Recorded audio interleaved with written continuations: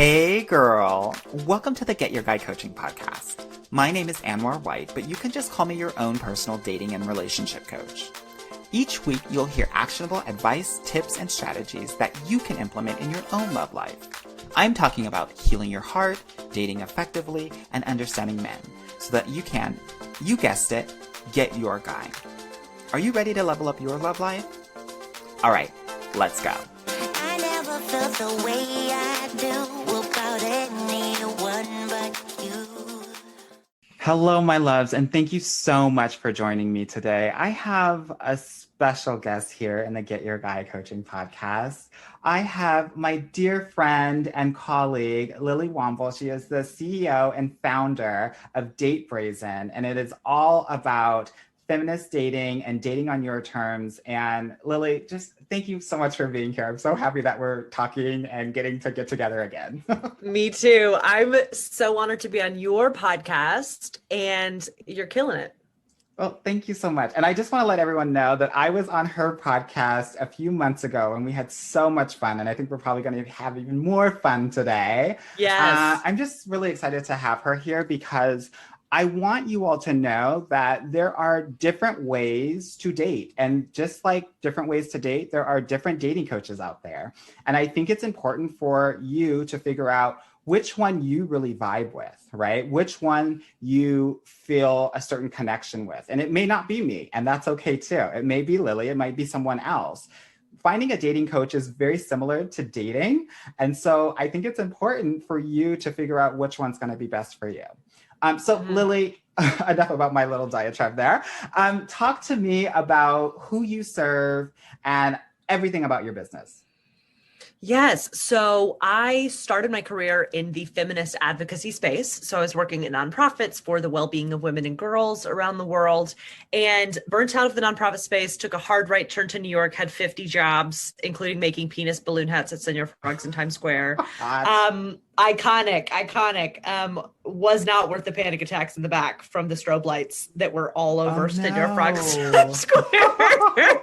But meanwhile, I got a job sort of randomly as a matchmaker at one of the top largest matchmaking companies in the US. And I thought it would be a funny story about how I was a matchmaker that one time, but it blossomed into a career because I realized that dating was a place where women could learn how to thrive in not only in dating, but in their lives. And so using matchmaking as a tool at the time to help women to realize what they wanted was possible was really great. And I was also really good at it. So I was like the third most successful out of 160 at the company. I know you know all these details, but I want to tell people. But I want to ask you about that. Why do you think that you were so successful? What did you do differently than some of these other people as it pertains to matchmaking? Well, it's interesting because if you are going to, listener at home, sign up for a matchmaking service or work with a dating coach, always ask the company or the person, what is your metric for success? How do you measure success? Because I was really good at connecting with my clients, being emotionally intelligent enough to read beneath the surface of what they were saying, ask them the right questions, really sort of nudge them and push them in the direction of, be open to being surprised, have your preferences and your desires, but, maybe you should go on this date with somebody you wouldn't have chosen for yourself. I was good in all of those respects, but the matchmaking company that I was working for defined success as going on a second date. Okay. So I was really good at helping folks pick a date that was good enough to go to a second date. The problem with that is they weren't using a long-term success metric, like a relationship or a partnership. And that's why people pay thousands and thousands of dollars to work with a dating professional, to find extraordinary, to find their person. And so only about 3 to 5% of people in general from matchmaking were finding long-term love.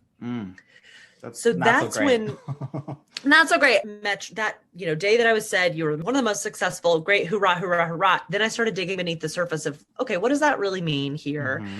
What do I want for my clients? And I wanted something deeper for them. I wanted them to have the tools to find something better than just a first date.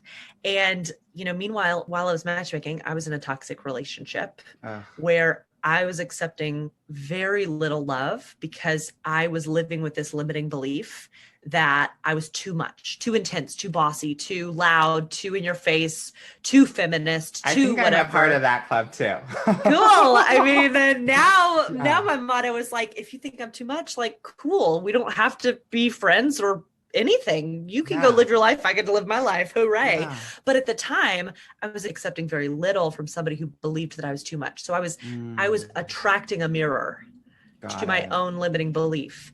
And I remember one really day sharply where I was crying on his bathroom floor, and then 15 minutes later would take a call with a matchmaking client and say, you deserve so much better. Let's Oh get my you out on some great gosh. dates.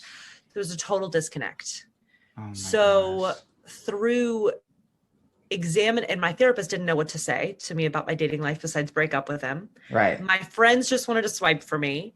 And I saw that matchmaking wasn't working for most people. So I was like, what am I going to do? And I arrived at date coaching as the solution that both I needed and my matchmaking clients needed, but they didn't know it yet. Yeah. So now I get the pleasure, after breaking up with the matchmaking industry about 3 years ago.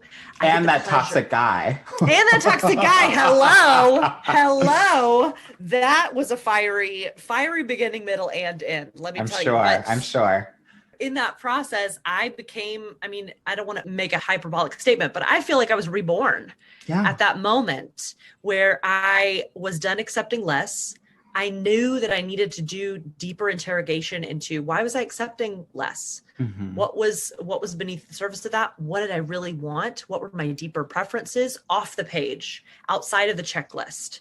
And how was I going to use this tactical knowledge that I had as a matchmaker for my own dating life, paired with the deeper emotional strategy? Yeah. So when I did that for my matchmaking clients, they started finding dates on the subway and like finding dates for themselves that were amazing on an app, and finding like approaching men at a restaurant, which they never would have done, And so it was a powerful solution. And now I get to offer that powerful solution to help women date on their own terms and find extraordinary love while remaining in their power and confidence. Yeah, I love that. You spoke about something really interesting about this notion of being too much. And I'm pretty sure a lot of my listeners are feeling like that as well. How were you able to kind of get out of that point and move outside of that? Obviously, we're all, evolving and changing and moving toward who we are supposed to be and really realizing ourselves. But how did you kind of make that shift for yourself?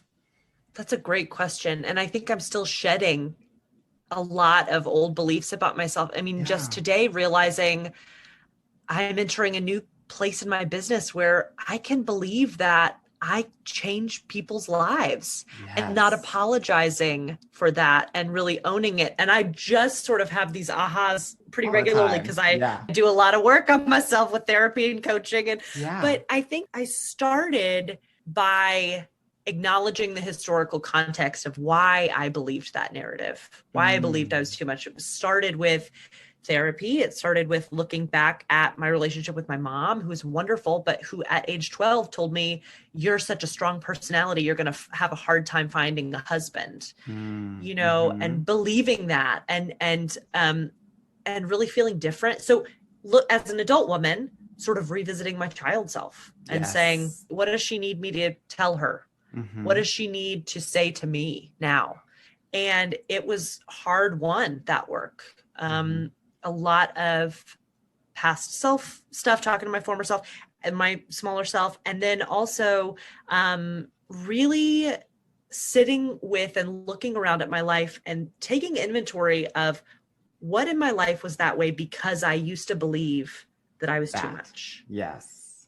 So then the process of forgiving myself for making decisions when I didn't believe in myself, like that process of self-forgiveness was really important. I think that's so important. I'm so glad that you pointed that out, because even just making those connections are so powerful where it comes from, right? Because when you can pinpoint where it comes from, it almost minimizes the power of that belief that wasn't serving you. It's almost just like, oh, now I get it, because as a child, this is how I thought of it, and it just kind of stuck.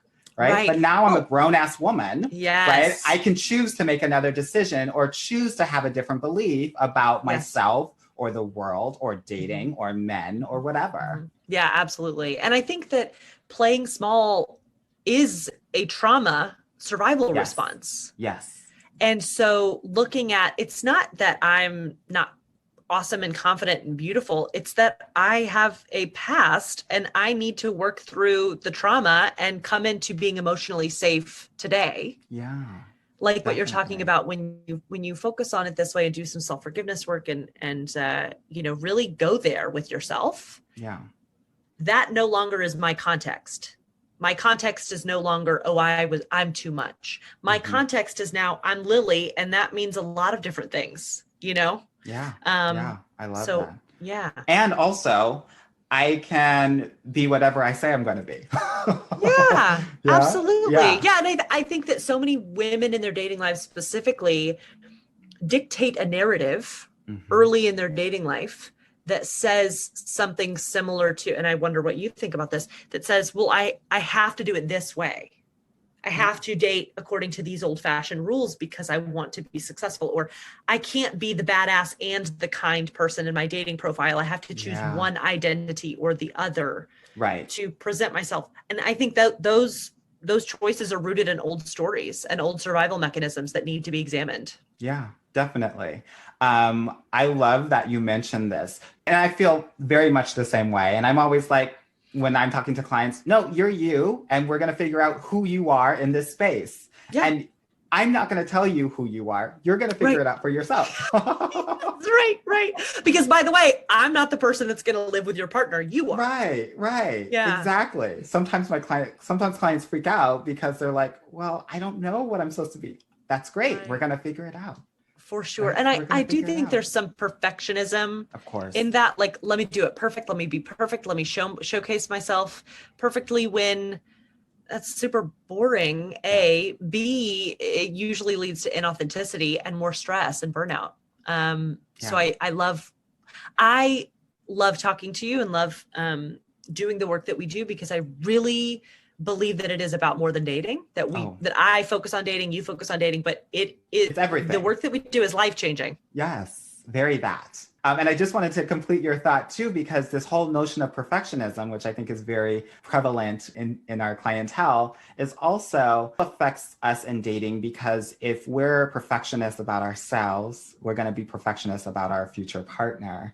And if that's the case, then we're not going to ever truly accept him or her, right? We're always going to be wanting them to be perfect and not just accepting, because we can't necessarily just accept ourselves as we are. We have to be something else or some unattainable thing, right? Okay.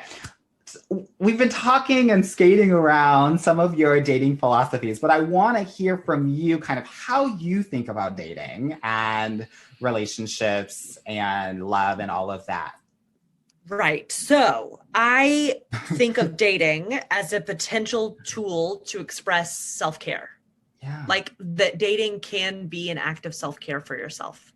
Because I think of dating and have seen over the course of working with thousands of people over the last few years that dating is a microcosm of everything, every hope, dream, desire, insecurity, fear, everything that you have as a human being is wrapped up into your dating life. You are doing yourself a disservice if you try to simplify dating into its own little silo of, dating is its own separate thing. I have a career, I have friends, and then dating is everything. The way you date is reflective of how you're doing your life. Yeah. I think I hear so many women struggling with, how do I do this? How do I pick the right people for me? Maybe they've come from an abusive relationship, or they've come from a 12-year relationship that just ended, or what have you. And they're questioning, am I going to be alone forever? Why is this so hard? Yeah. And I think that you need to go back to the drawing board of what have you learned from your past relationships? Again, those trauma stories. How can we unpack those? And then how can you date in a way that is honoring your essence-based preferences?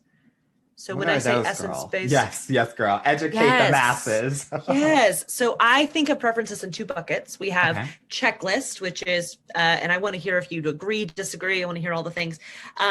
Checklist, which I think of as age, height, location, attractiveness, preferences, checklist. Great. Have your checklist preferences. We should interrogate them a little bit to see, like, if you only want to date somebody 6'5" to 6'6", we probably need to Girl, please. talk about that. right. Girl, stop. So yeah, right. And then essence-based preferences are your personality traits that you want, the way you want to feel across the table, the values that person has. And I think what people do generally is make a list of the personality traits, values, and then they stop there and they put it in a drawer. And that's what they think is going to manifest the love of their life. Or they've had that list since high school and it hasn't changed. Right. After watching, all of those teeny bopper movies. Prince you're and like, Me. Yes. You're Yes. like, I want my guy to be just like whatever. I don't even know. 10 Things I Hate About You. I know that was like something that was big. She's all that. I know. Like all, like. Right. Yeah. I want Patrick Dempsey on a lawnmower to come and rescue me from this world. Exactly. So no, I think essence-based preferences need to be a living, breathing document. Yeah. And dating can be an expression of what you're learning about yourself too. So saying, oh, here's my preferences and they're not going to change is sort of gating your opportunity to grow too. Mm-hmm. Yeah. And so asking yourself, how do I want to feel based on this preference? If funny is a preference or compassionate is a preference, what does compassionate mean to me? What does a compassionate person do, in my opinion? Because what I found is that compassionate to me is very different than compassionate means to you. Yeah. And you have to know on a granular level what you're looking for. And then you can set boundaries around your dating life to find more of what you want. Yeah. So that's the boundaries is especially, and the self-compassion is especially how dating can feel like self-care. I love that. Girl, you are giving us all of the tea that we need with these essence preferences. I love it. How do you feel so about much. preferences? What's your philosophy on preferences? What I know for sure is that love comes in a package that you generally do not expect. Yeah. And that whatever you prefer, something weird about the universe, or at least this has been my experience, that it generally comes very differently. And like the preferences that you have, I think are really great. And I think says something about what you value, which I think is an exercise in and of itself to understand who you are, how you navigate this world, right? What you find to be important. And again, it's not even about the other person, because generally what they think about what they want in the other person really reflects about what they feel about themselves and what they perceive as something to have or to strive for. And so the question is, why? Yeah, absolutely. Absolutely agree. Yeah, so it's really interesting. Okay, so let's talk a little bit about, because we have a lot of single women out there listening. Yes. What advice do you have for them while they're single? In what regard? I could talk about that for days. What place? Well, I think like single and ready to mingle. And ready and open for love. And really just wanting, I guess, to be fully prepared before they make that jump. Yeah. Well, my first piece of advice is work with Anwar or myself. Easy. There we done, go. Period. Easy Okay. done. So Next what's question. next? What's next? Yeah. Because here's the deal. You need to, the question I love to ask is, how supported can you stand to let yourself be? Support is hard to receive, especially for women who are used to doing it, quote, all on their own, right? Yeah. So I think that taking inventory of what support would be really yummy to receive in your dating life. Where do you feel stuck? Where do you feel lost? Where do you feel frustrated? That is an excellent opportunity for you to ask the universe, ask, yourself, what do I need to move forward here? Yeah. And I would say I'm doing the Celebrate Your Single Self Challenge starting on February 3rd. Talk more about this. Yes. So I believe that there are 3 tenets to building a dating life that feels like self-care. And that's what we're going to do in these 3 days. It's also leading up to the opening of my coaching experience, the Brazen Breakthrough. Yes. Full transparency, which is so juicy and amazing. But celebrating your single self, I come from Alabama, right? Where women's value is, I grew up seeing that women's value is very much connected to her being married to a cisgendered straight white man, usually. And I always felt so out of alignment with that messaging. I mean, I went to a college in Mississippi where women were getting engaged in my sorority at age 19, 20. And you know, if that's the choice you want to make, great, good for you. I hope that that's, you know, your person and that they treat you well. The problem that I saw was that in that sorority, women were celebrating an engagement more than any other choice in a woman's life. Yeah. And I found that to be really problematic. So at that time, I've just decided to launch into a story about this. At Girl, that do time, it. I want to hear. Girl, give me all that tea, girl. This is what I'm here for. Great. So at the time when I was like, you know, 19, 20, seeing all these other 19, 20-year-olds get engaged, I thought, okay, it's beautiful that we have this ceremony to celebrate an engaged sister in this group. Yeah. What about a ceremony to celebrate her employment opportunities? What about a ceremony to celebrate her decision to go in this direction with her life and her career and her, you know, what about the other parts of her life? Right. Or getting amazing grades that semester or whatever. Right. Yeah. And to facilitate celebration. And I was called by the president of my sorority when I started to ask people about like, what do you think about that? Called by the president of my sorority. By the way, I was in the car on the way to like a feminist human rights conference. Of course you were. I got a call and she was like, hey, Lily, a lot of people have been coming to me and telling me that you have been espousing this, you know, belief that we should be celebrating employment just like we celebrate engagements. And I'm here to tell you that marriage is in no way as important, like basically professional development is not as important as marriage. Marriage is a sacrament in my religion. You have insulted not only me, but the other women who have gotten married to suggest that we should celebrate in this way. This has been around for 100 years. It's never going to change. By the way, it's all about leadership because, you know, a decade later, that sorority is the first to accept transgender women. And like, it all depended on who that leader was, right? Yes. And whose beliefs are at the driver's seat. And her beliefs were that marriage was the most important thing. And I was shamed for that. And I wish in that moment I could tell you that I was like, okay, bye. This is totally, you're wrong. And I don't agree with you. Bye. No, I cried and I apologized to her. And because I felt so ashamed for wanting more for myself and my fellow members than just marriage. Yeah. That sort of was the fire that I was born in a way, that I walked away from that year. I ended up quitting the sorority shortly thereafter, but I walked away knowing that there was something really powerful about women standing in their power and talking about what they were proud of. Yeah. And by the way, at that time, I said to people when I was like sharing this idea, I was like, well, I'll go first. I have an internship I want to celebrate. And then I know 5 other women who will go after me. And I was accused of being self-aggrandizing in that conversation with the president. I know. So you couldn't win. I could not win. Oh but my God. I knew that when I got in my toxic relationship, I was not in the practice of owning why I was awesome. I was not in the practice of bragging about myself. I was not in the practice of, you know, being proud of my accomplishments out loud.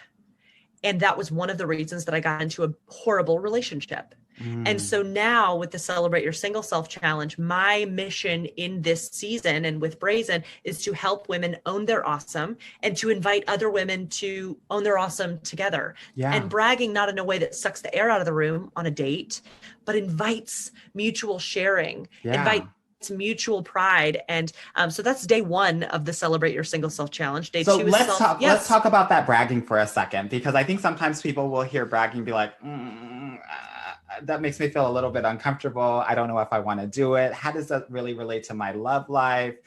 So can we talk a little bit about that, and how can my listeners at least take that first step into getting into their bragging self to really level up their love life?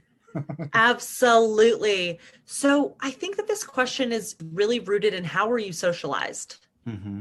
How are you Yeah. socialized to behave? And in a lot of cultures around the US, let's say North America, because I know you're a Canadian A. now. Yay. I mean, I get that some cultures it's not appropriate to like talk about your accomplishments at the dinner table. Mm-hmm. I have some clients, I ask my clients before every session, what's your brag? And some clients are uncomfortable saying my brag is. So they instead say my gratitude is. Mm-hmm. Dip your toe in the water however you want to. Yeah. But I think And that's that, so funny that you asked that, because I asked, what is their highlight of the week? Which obviously has to yes, be a great, amazing thing that they've done, something has happened, right? To yes, get into that habit of being able to express the good and the not so good. I also asked them their low light too, right? Because in a relationship, you have to be sharing these things about yourself. yep. And I think that so much of the time, and I hope this thread will make sense, I have been listening very carefully in the last few weeks to my clients share a lot of no's. No, I don't want somebody who does that. No, I don't want to feel this way. No, I don't want to. And that's the first step to self-awareness, is recognizing what you don't want. Right. I am most interested right now in what are you a yes to? Okay, we know what you're a no to. We know what you don't want more of. So what are you a yes to? And I want everybody that I work with and everybody in the world to be a yes to themselves, to be a yes to their own power, to be a Yes. yes to what they are able to create in the world, whether Mm-hmm. that be a beautiful job, a beautiful relationship, a beautiful home. I want them to be a yes to what they desire. Yeah. And the first step to that is talking about what makes you uniquely qualified for the love of your life, talking about why you are amazing and proud of yourself. So I guess the first question might be to tap a best friend of yours, tap a friend that you really trust, and say, hey, let's do this crazy thing where we text each other one brag today. Yeah. And we text each other, and the brag can be, I want you to say my brag is, because it's really powerful to say my brag is. Like make yourself uncomfortable and say one thing that you're proud of. Hey, my brag is that I did a Peloton workout today and it felt really good. My brag is that I felt in appreciation today. I felt in flow. My brag is that I asked for a raise or I set a boundary. It doesn't have to be accomplishment based. It can be around your self-care as well. Yeah. One of the other things that I'm all about is also, so many women out there have journals, right, that they use, that they implement on a daily basis. I always think that also creating at least every day, there's something that you're bragging about. I also kind of recommend too having another journal that's just a brag book of just like love a brag book. All of the things that you've ever accomplished in your life that will continue to reaffirm you and to, reiterate how much of a badass bitch you are. Yeah, absolutely. Even if absolutely. it was like winning the spelling bee in 4th grade. Girl, write that shit down. You're everything. Yes, right? you've done it. You own it. And I think that it's beautiful to go on a bragging journey, and 2 months into a bragging practice, a month into a bragging practice, you can look back at your first brags and be like, oh my God, I've grown because I can see that I can write down 15 more things that I could a month ago. Or I've grown because my brags have become bolder and more embodied, because so many of my clients, I don't know about you, forget the success that they've achieved. Of course. So they're like, they just knock it off. They have this goal, they rock it out, they check it off, no time to celebrate, and they go on to the next. Yeah. You got to carve out that celebration time. It is more important than ever. So that's why I'm doing this challenge. That's why I love bragging. I love it. So bragging is the first day. What's the second day, girl? Second day, self-compassion. Tell me all about that. Self-compassion. So I think that we are a push through it kind of people, at least how we're socialized to be in this capitalist society that we live in. You know what I'm saying? So I want you to stop and say, no, I deserve compassion for myself. If dating is hard, don't push through it. Don't try to download another app. Don't try to go on one more date, even though you're burnt out and exhausted and feeling terrible. Sit down and say, here is a sentence to get you started in a self-compassion letter. Hey, Lily, it sucks that dating is so hard. I am really sorry. I am here for you. And of course it's hard because your parents are divorced. Of course it's hard because you have all of these stories that you're untangling and you're doing a lot of personal development work. It's all happening at once and it's hard. Yeah. Instead, and taking time for self-compassion can feel self-indulgent, but it's actually giving yourself the necessary juice and fuel that you need to continue. Pushing forward is not the answer. Pushing through your feelings are not the answer. Feeling your feelings is the answer to moving forward. And so that's what day 2 is about. I love that. And I also love the fact that like oftentimes I know quite a few of my clients and some of my listeners will just not want to address those feelings, right? Feelings equals weakness equals they're just going to hold me back. I have goals to hit and accomplish. They're not going to help me. And one thing that I want to offer to them is that if you're having these feelings, it means that you're on the right track. It means that there's something that needs to be overcome so that your path to your ultimate goals, you're going to actually reach it instead of always being hindered by these variety of different things that are happening that maybe you've ignored or avoided in the past. Yeah, absolutely. And I also I know that we are a fan of thought work or working with thoughts and thinking about what your thoughts are. Yes. And, for anybody that doesn't know what I'm talking about, I believe that thoughts are emotional interpretations of the world around you and that your feelings are inspired by your thoughts.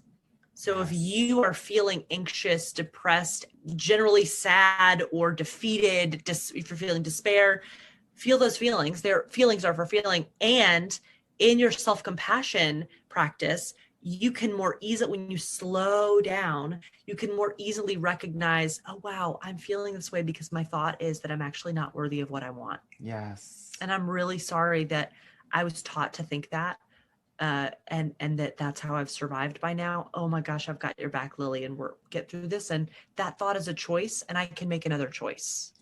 Yeah, definitely. Okay, so day 2 is self-compassion. Yes. Girl, what is day 3? Day 3, and this is where you and I think kind of, I want to hear your opinion on this. It's my mega mindset shift. Okay. Around, and again, we're dating like it's self-care with this challenge. So going from the numbers game to I am for the few, not for the many. So it's all about, what if you could date like you're for the few, not for the many? What actions would you take? What boundaries would you set? How would that belief or thought influence your behavior?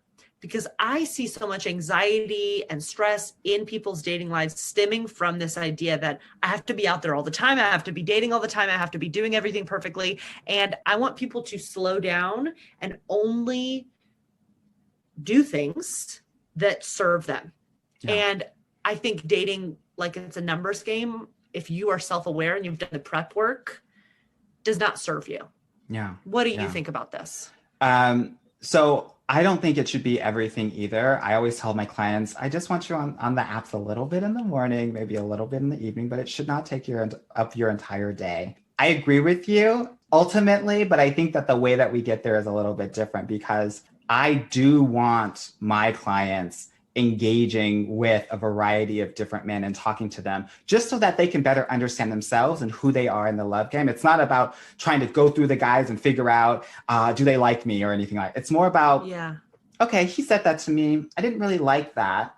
Let's talk. So we talk about that and get a better understanding of like what your boundaries are and why you didn't like that and what's coming up for you and what's being triggered and all of that. So I think ultimately we agree that yes, you're for the few and not the many. And I always think like, I always tell my clients, like 9 out of the 10 guys that you talk to probably won't be the one. And that's okay too. Yep. Absolutely. But there will be a one, right? There will be a one. And you have to figure out who you are so that when that one does come, you guys are coming to the table with a similar energy, right? That you're like potentially ready to engage in a way that is going to move the relationship forward.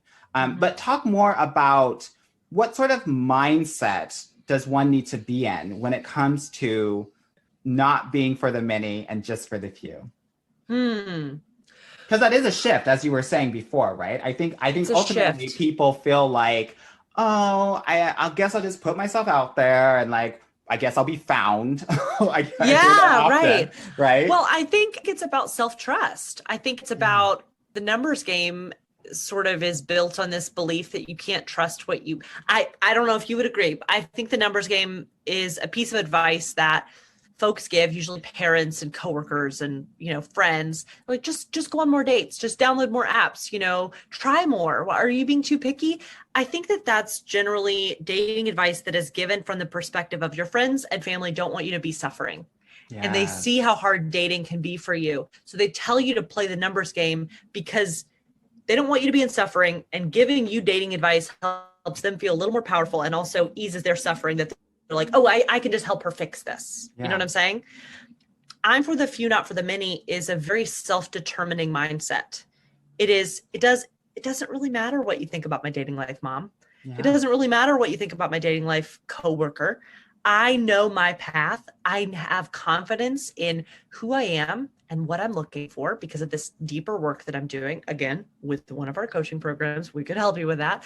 Of course. But I'm for the few, not for the many necessitates self-trust, which I think is a huge game changer for a lot of people because they go from, I don't know if my picker is broken. I don't know if I don't know if I can do this on my own, to, you know what? I can trust my body. And it takes work to recalibrate your body compass in that way. To be able to trust your intuition, that takes work and practice. But those are some of the elements of the mindset shift to I'm for the few, not for the many. And so that's going to be all about day 3, right? Yeah. I love that so much. I know you have a famous line that you say often, and it's one of my favorite lines every time I hear your podcast. What's the name of your podcast? The Date Brazen Podcast. Yes, ma'am. Yes. So tell us that phrase and what it means, because I think it's so important for people to kind of just take this in, internalize it, and feel it. Yes. So I will take you back to when I first heard the phrase. I was trying to be an actress in New York City. This is before Matchmaking. So I was like singing and dancing my ass off and auditioning 4 a.m., non-union calls for non-union Shrek the Musical National Tour, like totally I love crazy stuff. Yeah. So and I was struggling, didn't have much money, didn't have any jobs to my name.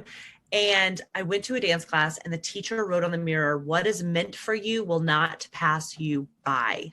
Yes. Can you repeat that? We got to hear it again. What is meant for you will not pass you by. Yes. And it immediately put me at ease because I no longer had the anxiety of, should I have gone on that audition 3 weeks ago? And that would have been my big break. And I didn't go because I was tired and I was feeling low, but I should have got that. Immediately put my mind at ease. And similarly, when it applied to dating, it put my mind at ease as well. It's like, I applied it to my dating life after my toxic relationship, but it had to go through the learning. But in dating, it was like, no, I can listen to if I don't feel like going on the date because I need to rest because I'm so exhausted, what is meant for me will not pass me by. I can be honest with somebody that I like because what is meant for me will not pass me by. I say also, you can't say the wrong thing to the right person. If you need to set a boundary, if you need to tell someone what you need, you can choose to not be afraid of being honest. Yeah. Because the right person will remain. And won't care. They want to hear from you. They want to know exactly how you're feeling. And Mark, do you know about my first date with Chris and what I did on my first date with Chris? No, girl. But I wanted to talk to you about all of how you met your guy. Oh my God. Tell the story, girl. Tell the story. Oh my God. Have we talked about all of this? A little bit, but my listeners need to hear from it. Okay. Because we're friends outside of this. People, we talk all the time. Yes. So I was in this relationship with this person who I never named because I, send him all the best in the universe. We were a terrible fit for each other in a terrible relationship. We were also in an open relationship, which is something that I, looking back, had forced myself into because I thought that I was in love with this person. Yeah. And I thought this is the only way that I can belong in this relationship. So I'm going to take this crappy choice over being alone. And for people who do non-monogamy and love it, love that for you. Was not for me. So it was that summer that my parents were getting a divorce and I was at the tail end of that horrible relationship that I was invited to a rooftop party, very fancy in New York City, for a friend's birthday. Okay. I was like, oh, okay, I'll go to this friend of a friend's birthday, whatever. And it was Chris's birthday party. And I didn't know Chris. I had heard about him. He was roommates with my friends.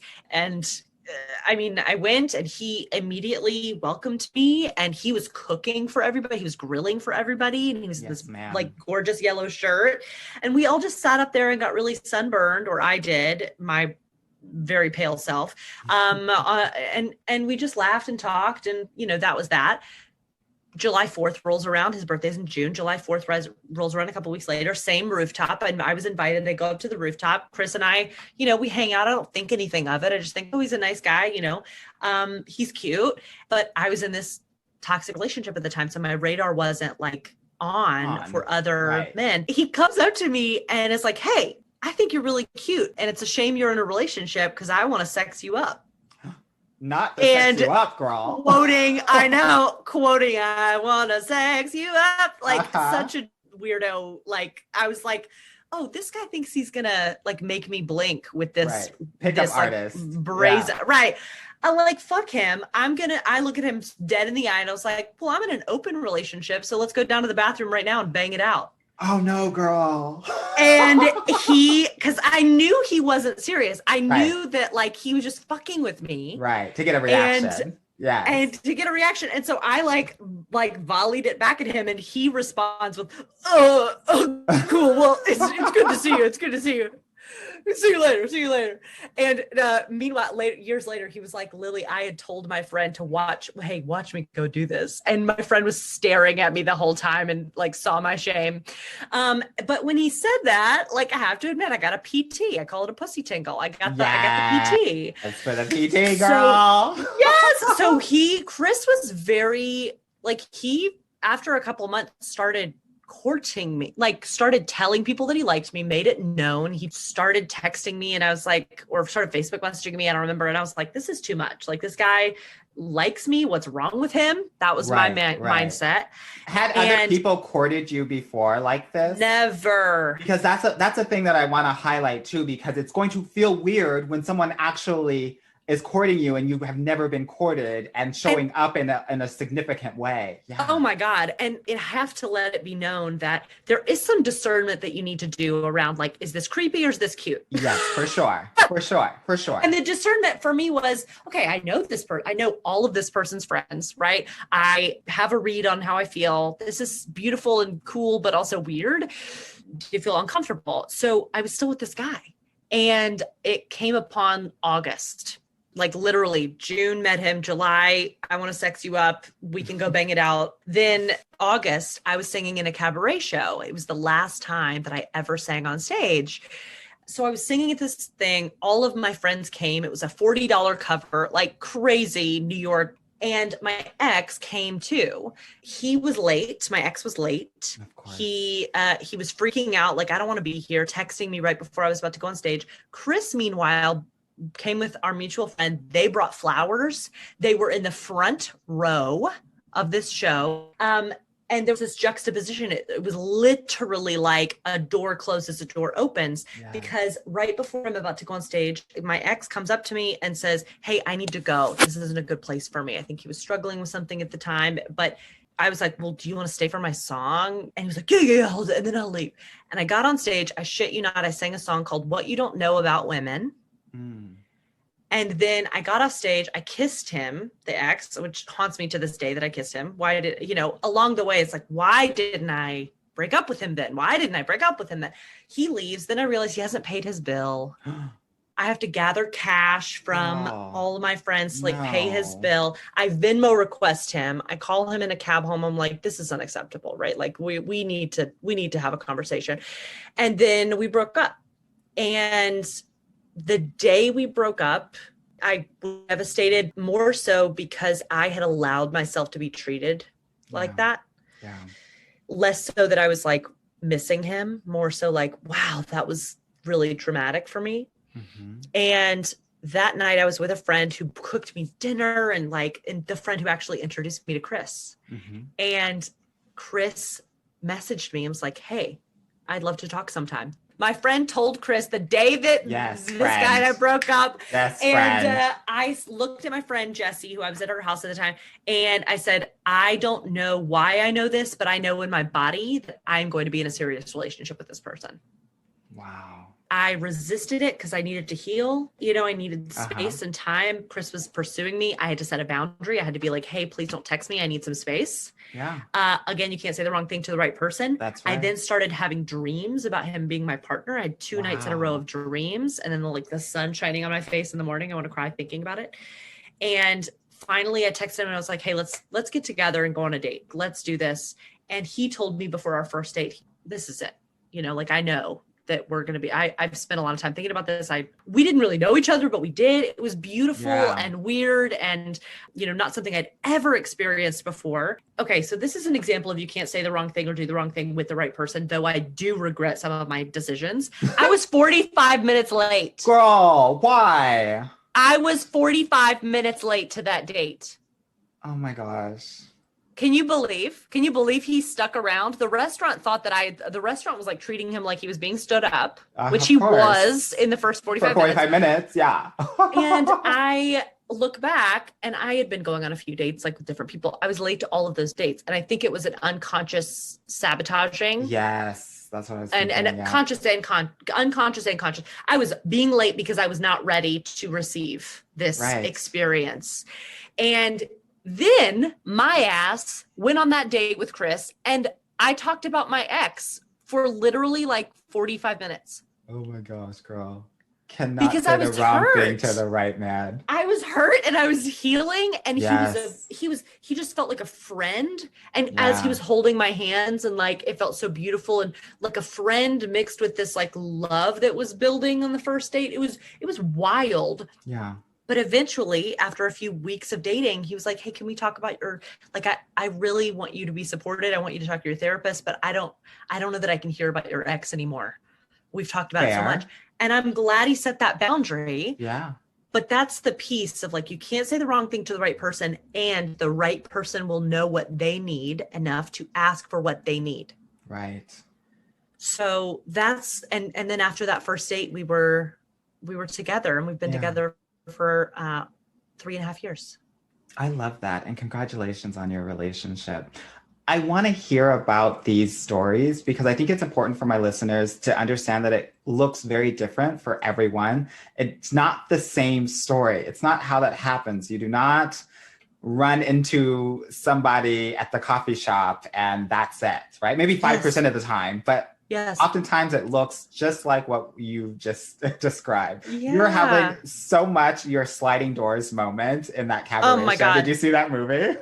I did. I mean, of course. I mean, that was such a sliding doors, doors lake house moment where when God opens.